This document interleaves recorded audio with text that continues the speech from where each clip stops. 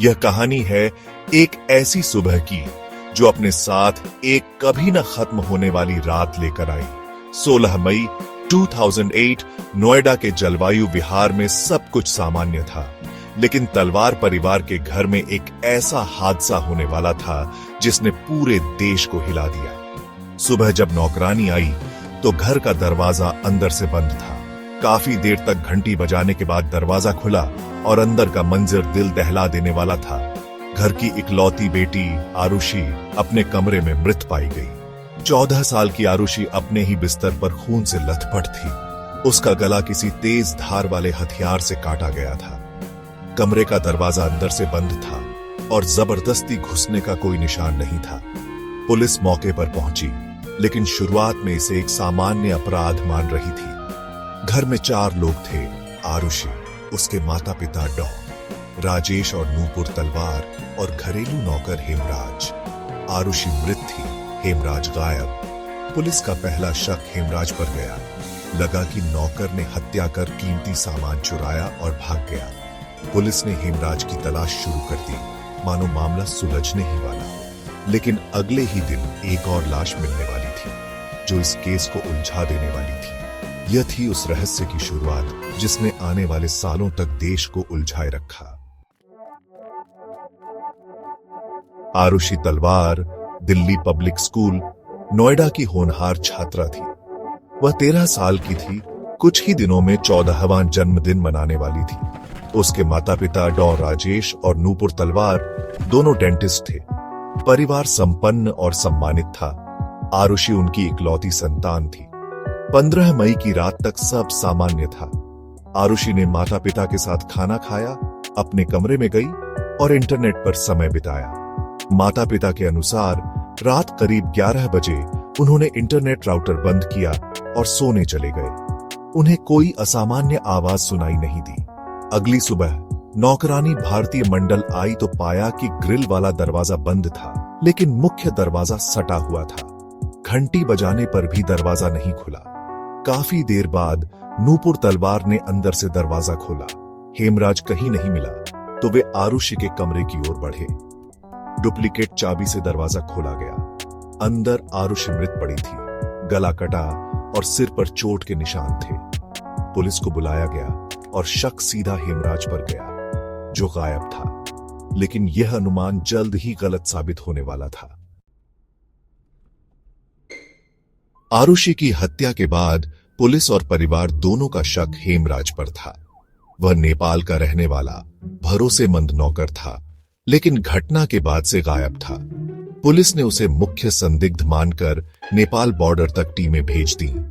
Media में भी यही खबर थी, हेमराज ही कातिल है। घर में अफरा-तफरी थी। रिश्तेदार, पड़ोसी, मीडिया सब आ रहे थे। इस दौरान क्राइम सीन के साथ छेड़छाड़ हुई। कई सबूत नष्ट हो गए। पुलिस का पूरा ध्यान हेमराज को ढूंढने पर था, लेकिन कहानी में बड़ा मोड़ आना बाकी था। 17 मई को एक रिटायर्ड पुलिस अधिकारी ने छत पर जाने की बात की। छत पर एयर कंडीशनर के पास एक और लाश मिली। यह हेमराज की थी। हेमराज की हत्या भी आरुषि जैसी ही थी, गला कटा, सिर पर वार। अब पुलिस के सामने 2 हत्याएं थीं, एक ही घर में, एक ही रात में। अब सवाल था, अगर हेमराज कातिल नहीं तो दोनों की हत्या किसने की? कातिल घर के अंदर था या बाहर से आया था? केस पूरी तरह उलझ चुका था। हेमराज की लाश मिलने के बाद पुलिस की सारी थ्योरी ध्वस्त हो गई। अब 2 लाशें थीं, कोई स्पष्ट सुराग नहीं।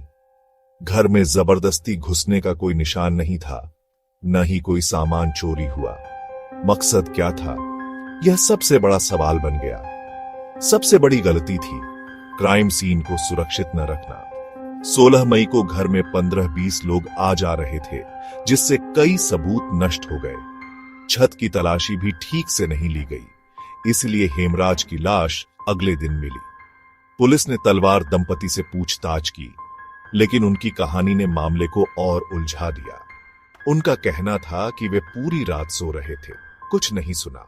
जांचकर्ताओं को यह बात हजम नहीं हो रही थी कि बगल के कमरे में 2 हत्याएं हो जाएं और माता पिता को आहट तक न मिले। पुलिस ने ऑनर किलिंग की थ्योरी गढ़ी। शायद डॉ. राजेश तलवार ने आरुषि और हेमराज को आपत्तिजनक हालत में देखकर हत्या कर दी। बिना ठोस सबूत के यह थ्योरी मीडिया में आग की तरह फैल गई और तलवार दंपति शक के घेरे में आ गए। पुलिस के शक के बाद मीडिया ने केस को सनसनी बना दिया। हर चैनल पर बहस, थ्योरी और रिक्रिएशन चलने लगे। तलवार दंपति के चरित्र पर सवाल उठाए गए। उनकी निजी जिंदगी को सार्वजनिक किया गया। मीडिया ने ऑनर किलिंग की थ्योरी को खूब उछाला और तलवार दंपति को दोषी की तरह पेश किया। इस मीडिया ट्रायल ने जनता की राय को प्रभावित किया। लोगों ने बिना सोचे समझे मीडिया की कहानियों पर विश्वास कर लिया। पुलिस भी मीडिया के दबाव में आ गई। जांच से ज्यादा बाइट देने में व्यस्त हो गई। जांच की गोपनीयता भंग हुई। हर जानकारी लीक होने लगी। आरुषि के दोस्तों और रिश्तेदारों को भी नहीं बख्शा गया। सच्चाई कहीं खो गई। मीडिया को बस टीआरपी चाहिए थी। असली कातिल कौन है, यह सवाल पीछे छूट गया। पुलिस की नाकामी और मीडिया दबाव के चलते केस सीबीआई को सौंपा गया। लोगों को उम्मीद थी कि अब सच सामने आएगा। सीबीआई की पहली टीम ने ऑनर किलिंग थ्योरी को खारिज किया और शक नौकरों कृष्णा, राजकुमार, विजय मंडल पर गया। नार्को टेस्ट के आधार पर इन तीनों को गिरफ्तार किया गया, लेकिन ठोस सबूत नहीं मिले। कुछ समय बाद सीबीआई की दूसरी टीम ने जांच की दिशा बदल दी। उन्होंने नौकरों को रिहा किया और शक फिर तलवार दंपति पर केंद्रित कर दिया। दूसरी टीम ने दावा किया कि डॉ. राजेश तलवार ने ही आरुषि और हेमराज की हत्या की। दिसंबर 2010 में सीबीआई ने क्लोजर रिपोर्ट दाखिल की। कहा, पर्याप्त सबूत नहीं, लेकिन शक तलवार दंपति पर है। अदालत ने क्लोजर रिपोर्ट खारिज कर दी और मुकदमा चलाने का आदेश दिया। एक ही एजेंसी की दो विपरीत थ्योरी, माता पिता निर्दोष या दोषी, केस और रहस्यमय हो गया। जांच की सबसे बड़ी कमजोरी थी सबूतों का नष्ट हो जाना। क्राइम सीन सुरक्षित नहीं रहा। फॉरेंसिक सबूत खो गए। हत्या में इस्तेमाल हथियार कभी नहीं मिला। पुलिस और सीबीआई की थ्योरी अलग अलग थीं, लेकिन कोई हथियार बरामद नहीं हुआ। Golf stick, khukri, surgical blade, किसी पर भी निर्णायक सबूत नहीं मिले। कई सवाल अनसुलझे रह गए। घर का दरवाजा अंदर से कैसे बंद था? अगर माता पिता कातिल थे तो बाहर से दरवाजा कैसे बंद किया? छत पर मिली शराब की बोतलें और सिगरेट किसकी थीं? क्या कोई तीसरा व्यक्ति घर में था? फोरेंसिक जांच में भी गड़बड़ियां थीं। तकिए पर हेमराज का खून कैसे पहुंचा, इस पर भी मतभेद रहे। इतनी अनिश्चितता और झोल कि किसी एक नतीजे पर पहुंचना नामुमकिन था। यह केस लापरवाही का दुखद उदाहरण बन गया। सीबीआई की क्लोजर रिपोर्ट खारिज होने के बाद तलवार दंपति की कानूनी लड़ाई शुरू हुई। वे अपनी बेटी को खो चुके थे, अब हत्या के आरोप झेल रहे थे। नवंबर 2013 में सीबीआई अदालत ने उन्हें दोषी ठहराया और उम्र कैद की सजा सुनाई। देश भर में बहस छिड़ गई। क्या यह न्याय था या बिना सबूतों के फैसला? तलवार दंपति ने हाईकोर्ट में अपील की, जांच की खामियां और सबूतों की कमी उजागर की।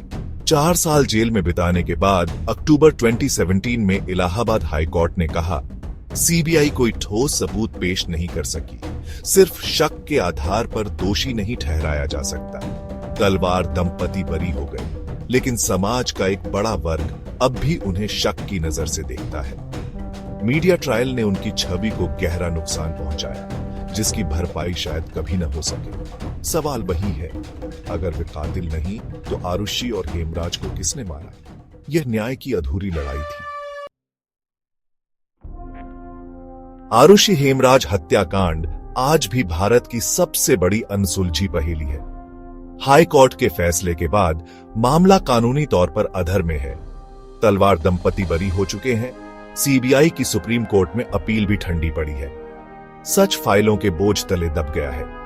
यह केस भारतीय जांच एजेंसियों और न्याय प्रणाली की विफलता का प्रतीक है। शुरुआती लापरवाही, सबूतों की बर्बादी और 2 विपरीत जांच रिपोर्ट। क्या कभी पता चलेगा उस रात क्या हुआ था? क्या कोई तीसरा व्यक्ति था या सच कुछ और है? ऑनर किलिंग की थ्योरी सच या पुलिस की कल्पना? अदालतें भी सिर्फ अनुमानों पर फैसला नहीं दे सकती। यह कहानी हमें सोचने पर मजबूर करती है, हमारे सिस्टम, जांच एजेंसियों और मीडिया की भूमिका पर। आरुषि और हेमराज को न्याय नहीं मिला, कातिल आज भी अज्ञात है। क्या कभी सच सामने आएगा या यह रहस्य हमेशा कायम रहेगा?